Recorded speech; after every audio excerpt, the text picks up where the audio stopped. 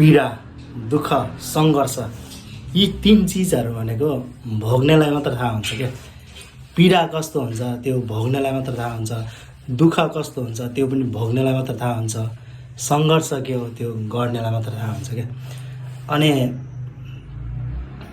म आजभोलि यति धेरै पीडामा छु कि यति धेरै दुःखमा छु कि होइन, तर मलाई देख्ने साथीभाइहरूले मलाई भनौँ न मेरै साथी सर्कल साथीभाइहरूले चाहिँ मलाई एसएमएसहरू पठाउनुहुन्छ, हो जिन्दगी भने तेरो जस्तो हुनुपर्छ, घुमेछ खाएछ रमाएको छ डुलेछ होइन, पुरा जताततै अब भनौँ न घुमिरहेको छ भनेर कतिजनाले भन्नुहुन्छ क्या। तर पीडा दुःख त भोग्नेलाई मात्र थाहा हुन्छ। आजभोलि यति धेरै पीडामा छु कि एकदम खोकी लागेर बेलुका भएपछि पुरा कच हुने क्या, सुत्नै दिइरहेको छैन। त्यही भएर हेर त अब देख्नेले त भन्छ नि आहा तेरो जिन्दगी कति मजाको छ होइन, तर भोग्नेलाई हेर्नुहोस् है आजभोलि यस्तो छ। आज ल्याएको खोकी लागेर घाँटी कचर यो खाली पेटमा भर्खरै ल्याएको, यो सुत्ने बेला एउटा खाने, यो नि 2 दिनको 2 टाइम, यो हेर्नु है यो भयो।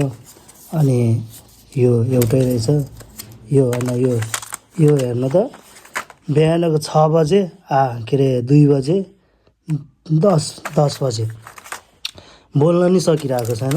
अनि यो 2 टाइम यस्तो छ है पीडा है, देख्ने र भोग्नेमा हेर्नु त। मलाई साथीभाइहरूले त भन्नुहुन्छ नि आहा तेरो जिन्दगी क्या मजा छ घुमेछ, तर मेरो जिन्दगी यस्तो छ।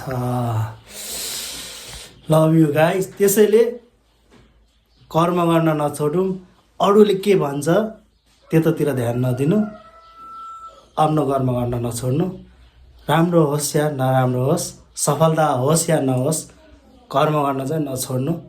आफ्नो काम के हो निरन्तरता दिइरहनु भन्न चाहन्छु। अरूको कुरा सुनेर मन बाँटिने अनि के अरे अरूले नराम्रो भन्दैमा तपाईँ नराम्रो हुने पनि होइन क्या, र अरूले राम्रो भन्दैमा तपाईँ राम्रो हुने पनि होइन। त्यसैले आफ्नो कर्म गर्न नछोड्नु। Love you guys. गोमचा निवासको ठिटो।